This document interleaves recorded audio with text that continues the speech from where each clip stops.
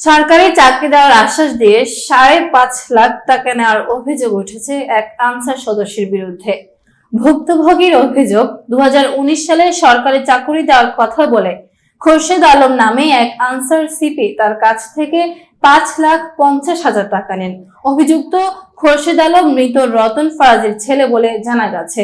অভিযোগকারী জানান, টাকা নেওয়ার পর দীর্ঘ সময় পার হলেও চাকরি হয়নি।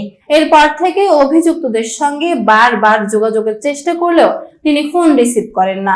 এমনকি অভিযোগকারীর কণ্ঠ শুনে ফোন কেটে মোবাইল বন্ধ করে দেন বলেও দাবি করা হয়েছে। ভুক্তভোগীর ভাষ্য, তিনি কয়েকবার সংশ্লিষ্ট আনসার ক্যাম্পে গিয়েও অভিযুক্তের সঙ্গে দেখা করতে পারেননি। তার অভিযোগ, অভিযুক্ত ইচ্ছাকৃতভাবে যোগাযোগ এড়িয়ে চলছেন। এছাড়া অভিযোগকারী দাবি করেন, অভিযুক্ত অতীতে আওয়ামী লীগের রাজনীতির সঙ্গে সম্পৃক্ত ছিলেন এবং কিছু প্রভাবশালী ব্যক্তির সহযোগিতা পাচ্ছেন বলেও তিনি মনে করেন।